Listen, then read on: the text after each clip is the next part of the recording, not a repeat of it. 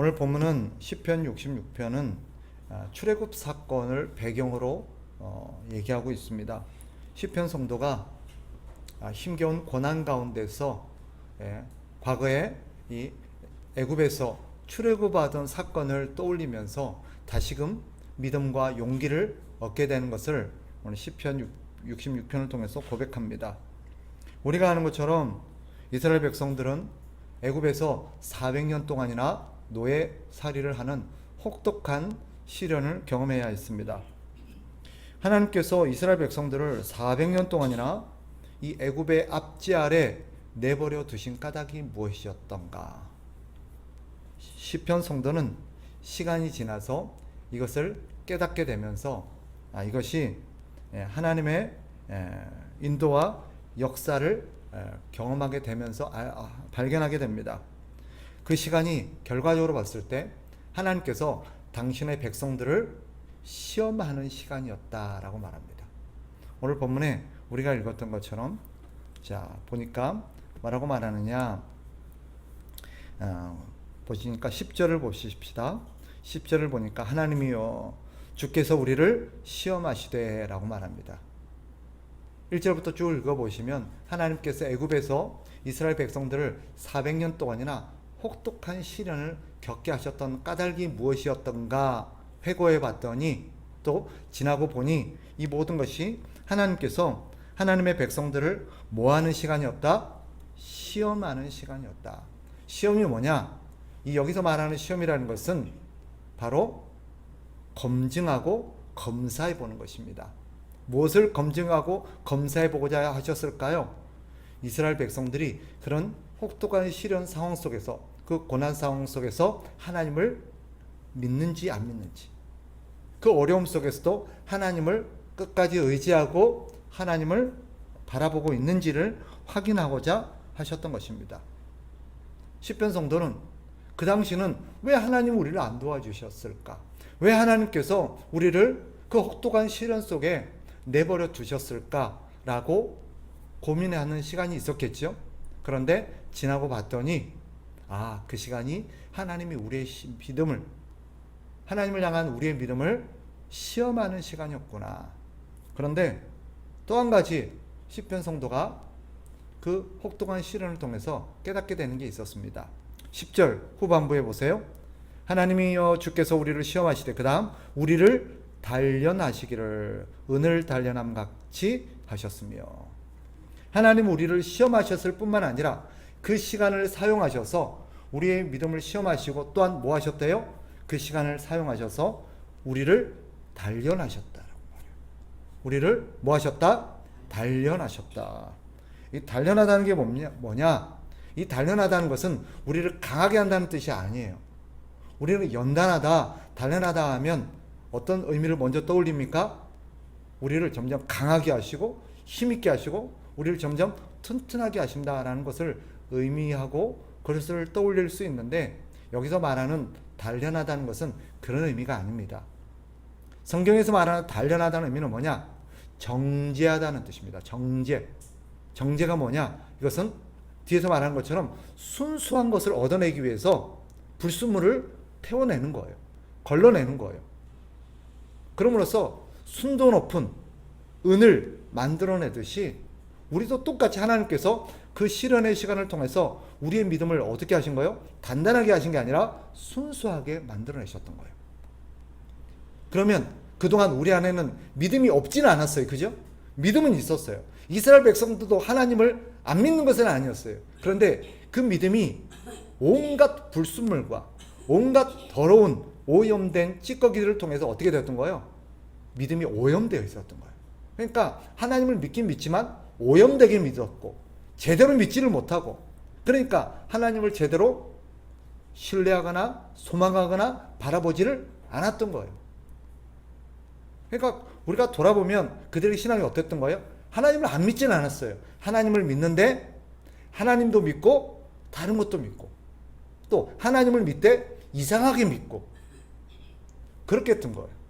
그런데 하나님께서 그 시간을 통해서 하나님이 어떤 분이신지를 가르쳐 주시면서 우리 안에 있었던 온갖 불순물들을 다 걷어냈던 거예요. 아, 이것도 아니었구나. 저것도 아니었구나. 난 이렇게 생각했는데 이것도 아니구나. 그렇게 하나씩 하나씩 우리 안에 있었던 오염된 믿음의 찌꺼기들을 다 걸러내는 시간이었다라는 것입니다. 마치 뭐와 같냐면 그 시간을 통해서 하나님께서는 우리가 깨끗한 사람, 믿음이 순수한 사람이 되도록 우리를 만드셨다라는 것입니다. 그러면 왜 이렇게 하셨을까요? 왜 하나님은 우리를, 이 이스라엘 백성들을 시험하시고 검증하시고 또 나아가서 그들의 믿음을 순전하게 단련하시고 또 정죄하시면서 이렇게 순도 높은 믿음을 만들려고 하신 이유가 뭘까요? 이것이 사실은 우리가 갖고 있는 오해이기도 해요.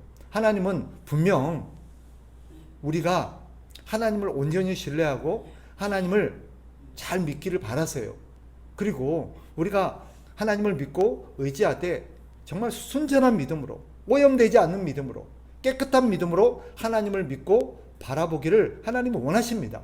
그럼 분명히 하나님 원하시는 뜻이에요. 그런데 그게 다가 아니에요.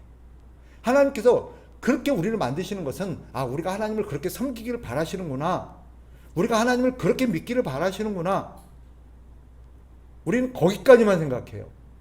그건 분명한 사실이에요. 그건 틀린 게 아닙니다.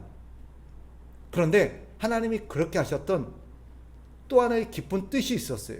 그게 뭐냐? 오늘 본문을 보세요. 12절 보세요. 12절 같이 한번 읽어봅니다. 시작. 사람들이 우리 머리를 타고 가게 하셨나이다. 우리가 불과 물을 통과하였더니 주께서 우리를 끌어내사 풍부한 곳에 들이셨나이다.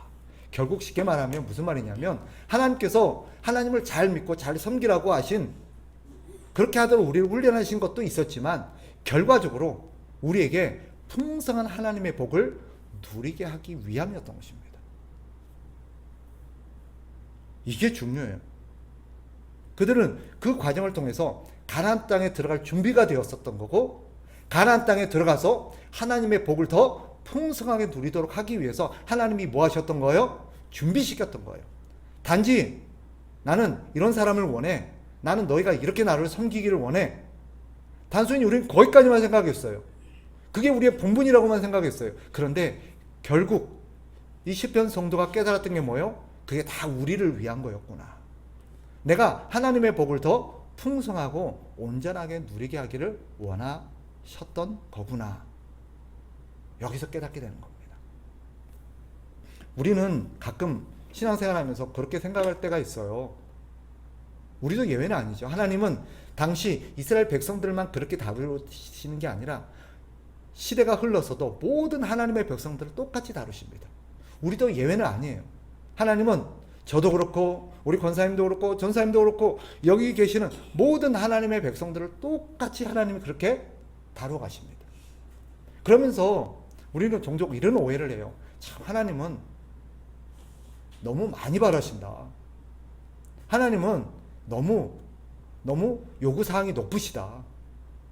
하나님은 우리에게 너무 많은 것을 기대하신다. 너무 높은 수준을 요구하신다. 너무 힘들다, 하나님 섬기기가. 이런 생각한 적 있어요, 없어요? 있잖아요. 그러면서 하나님을 오해해요. 참, 하나님은 너무 고약하신 분이다. 왜 이렇게 많이 요구하실까? 왜 이렇게 많은 수준 높은 것을 기대하실까? 이렇게까지 하라고 하실까? 우리는 그래서 하나님이 우리에게 그냥 우리가 하나님을 섬겨야 되는 거 의무고 우리의 도리고, 그래서 참 고단하다, 힘들다고만 생각했는데 사실은 하나님이 우리에게 그렇게 혹독하게 하셨던 이유가 뭐였던 거예요? 다 우리를 위해서 그랬던 거예요. 우리를 위해서. 오늘 본문을 통해서 우리는 중요한 사실을 깨닫게 됩니다. 하나님은 하나님의 백성들을 전부 다 어떻게 다루시느냐? 하나님의 백성들을 항상 똑같이 예외 없이 뭐 하신다? 시험해 보신다는 거예요. 믿음이 있는지 없는지, 이 믿음이 정말 하나님을 온전히 신뢰하고 있는지, 또 하나님은 하나님의 백성들을 어떻게 다루십니까? 그 과정을 통해서 하나님은 우리의 믿음을 순전한 믿음, 순도 높은 믿음으로 단련하시는 거예요.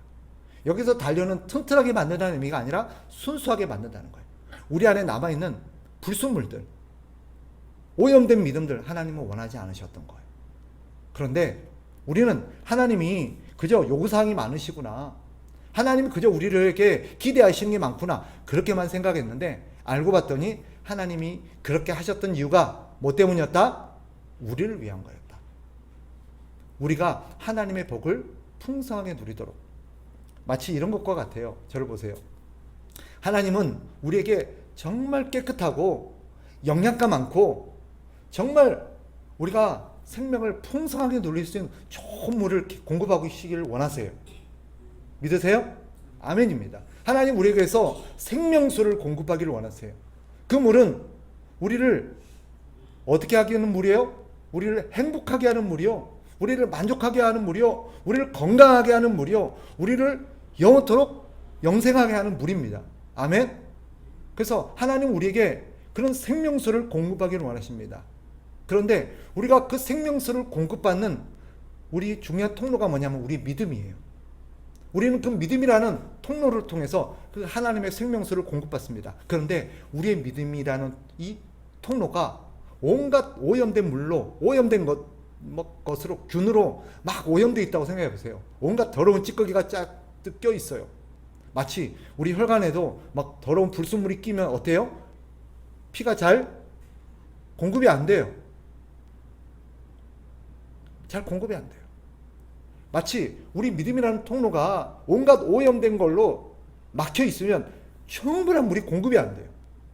시원하게 공급돼서 정말 만족스럽다, 정말 행복하다, 정말 기운이 난다, 정말 그냥 감사하다, 이런 막 하나님의 은혜가 막 쏟아지면 좋겠는데, 그럼 좋겠는데 왜 하나님의 은혜를 우리가 이렇게 풍성하게 공급을 못 받습니까? 하나님이 안 주신 게 아니라, 하나님이 주신 게 부실해서가 아니라 뭐 때문이에요? 우리가 하나님의 은혜를 누리는 그 우리의 믿음의 통로가 뭐였던 거예요? 온갖 더러운 오염물로 막혀 있었던 거예요. 하나님은 이런 시련이라는 걸 통해서 태우시면서 이 안에 있는 오염된 것들을 다 걷어내시는 거예요. 뿐만 아니라 충분하게 공급이 안 되는 것도 있지만, 공급이 된다 할지라도 만약에 봐요, 물은 충분히 공급된다 할지라도 그 관 안에 온갖 병균과 오염, 더러운 것들로 막 오염되어 있다면 그 공급되는 물이 어떨까요? 오염된 물이 공급돼요. 아무리 좋고 깨끗한 걸 공급해줘도 그 관이 더럽게 오염이 되어 있으면 그 물은 절대 순수하거나 깨끗하거나 영양소를 풍부하게 갖고 있지는 못할 겁니다. 그래서 하나님께서 뭐 하시는 거예요? 우리 안에 오염된 것들을 씻어내시는 거예요. 불로 태워내시는 거예요. 씻는 것도 부족해서 하나님께서 확 태워서 그 안에 있는 모든 균들을 다 죽이시는 거예요. 그런데 그 과정이 어떤 거예요? 고통스러운 거예요. 그 과정이 힘들고 불편하고 고통스러운 거예요. 그 시간을 기다려내야 되는 거예요. 가끔 아파트도 그렇고 청소하죠. 수도 청소하죠.